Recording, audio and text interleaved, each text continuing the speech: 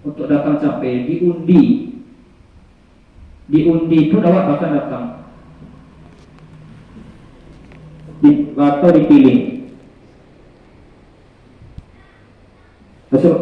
Bapak Ibu yang dirahmati Allah Subhanahu wa taala, kemudian Rasulullah juga menjelaskan keutamaan apa yang betapa besarnya pahala yang ada yang kita dapatkan ketika kita berada di saf pertama.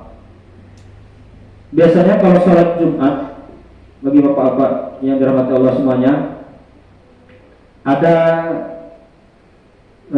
saya baca dulu saf yang bagi yang datang cepat, malaikat menunggu di pintu masjid mencatat siapa yang datang paling awal, dicatat pahala waktunya. Lalu buku catatannya itu, catatan yang telah dicatat oleh mereka itu akan ditutup ketika khotib naik mimbar. Artinya sampai batasan waktu sepanjang itu kita disunahkan sebenarnya untuk cepat segera hadir dan duduk di saf pertama ketika sholat Jumat.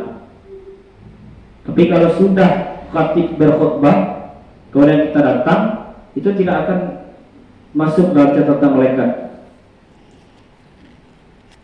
Kemudian Bapak Ibu rahmati Allah Subhanahu wa taala, yang kelima, keutamaan berada di saf sebelah kanan. Nah, ini juga laki-laki. Laki-laki itu dalam sholat itu diberatkan ke sebelah kanan. Jadi terlambat mana datang awak sebelum kita penuh saf sebelah kanan, isi sebenarnya sebelah kanan dulu. Nah, kalau yang perempuan, saf ibu-ibu itu biasanya diberatkan ke sebelah kiri. Kalau datang terlambat pun kita harus mengisi sebenarnya saf yang sebelah kiri. Sama seperti yang bagi saf laki-laki diberatkan ke kanan. Innallaha wa malaikatahu yusholluna ala mayaman as-sawf. Sesungguhnya Allah dan malaikat berselawat atas orang-orang yang berada pada saf sebelah kanan. Kemudian yang keenam, ada salah satu sunnah sholat sebenarnya, yaitu ketika imam membaca walad-dhalin, kita sebenarnya disunnahkan untuk menyambung dengan amin.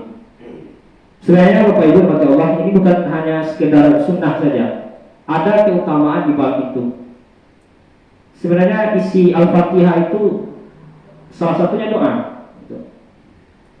Bagian ayat terakhir itu siratal ladzina an'amta 'alaihim ghairil maghdubi 'alaihim waladdallin, yaitu jalan yang an'amta engkau beri nikmat 'alaihim kepadanya ghairil maghdubi 'alaihim waladdallin. Bukan jalan orang-orang dimurkai dan bukan pula jalan orang-orang yang sesat. Maka wasabu amin. Sebenarnya kita terhindar dari yang disebutkan oleh Allah itu. Kita hendaknya termasuk, yaitu orang-orang yang diberikan jalan karena nikmat Allah Subhanahu wa taala, bukan karena jalan orang-orang yang murkai dan orang-orang yang sesat. Maka kita sambung amin. Itu merupakan salah satu dari keutamaan ketika sholat berjamaah. Ini tidak akan kita dapatkan ketika sholat sendiri, Bapak Ibu rahmati Allah. Sholat sendiri baca ayat keras-keras itu sebenarnya tidak. Bapak Ibu rahmati Allah Subhanahu wa taala, kemudian yang ketujuh, diampunkan dosanya atas orang yang melaksanakan sholat berjamaah apabila wudhunya sempurna. Kembali lagi kita membahas tentang wudhu. Sebenarnya tentang wudhu ini dari awal. Kalau kami di MDA, pelajaran pertama untuk adik-adik kami yang diberikan itu tentang wudhu. Bahas supaya wudhu mereka ini sempurna. Karena mungkin Bapak Ibu cari selama adik-adik kami itu berwudhu mungkin sembarangan. Mungkose, terutama kalau kami yang laki-laki itu, itulah nanti ujung-ujungnya guru-guru MBA kami salah ini. Karena sebenarnya sudah diajarkan Bapak Ibu rahmati Allah di mereka praktek mereka sendiri Saya jelaskan, kalau seandainya wudhu kalian tidak sampai batasan yang telah ditentukan, sebenarnya itu akan dibakar di neraka. Kalau basuh muka tuh memang basuh mana bagian muka, bagian wajah adalah yang bagian yang tidak ditutupi rambut. Itu tidak termasuk kumis dan janggut Bapak Ibu. Walaupun sebenarnya itu juga harus basah. Kemudian kalau perhatikan kalau basuh tangan sembarangan, basuh rambut, kadang basuh kepala Bapak Ibu calik, kadang nyelatan, kalau laki-laki kadang nyelatan aja kepalanya di bawah keran. Sampai betul-betul basah, basah-basahnya. Sebenarnya tidak seperti itu. Hanya basahkan tangan, telapak tangan itu yang diusapkan. Tapi tak begitulah. Jadi Bapak Ibu yang dirahmati Allah, dosa kita diampuni oleh Allah Subhanahu wa taala ketika kita salat berjamaah.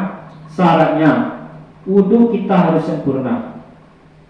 Kalau memang basuh tangan batasnya sampai siku, laksanakan sampai siku.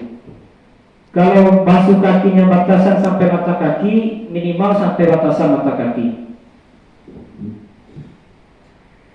Kalau basuh mukanya memang pun sepenuh muka itu basahkan semuanya. Tidak ada satu bagian pun yang tidak basah oleh air wudu. Maka kalau seandainya wudu kita telah sempurna, maka insya Allah dengan awal melaksanakan sholat berjamaah, insya Allah dosa-dosa kita diampuni oleh Allah Subhanahu Wa Taala. Bapak Ibu rahmati Allah Subhanahu Wa Taala, ada satu hal dalam sholat, yaitu ketika kita bersujud. Ketika bersujud itu Bapak Ibu artinya kita sedang merendah di hadapan Allah Subhanahu Wa Taala. Kenapa kita harus merendah? Karena kita itu bukan siapa-siapa. Kita kecil di mata Allah Subhanahu Wa Taala.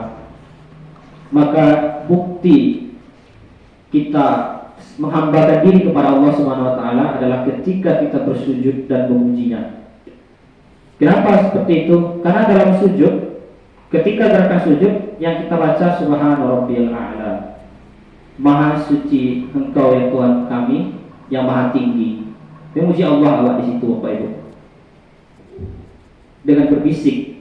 Sesungguhnya walaupun awak berbisik di sejadah, artinya kita berbisik kepada bumi Allah Bapak Ibu, tapi di langit terdengar. Bacaan sujud awak yang terang hanya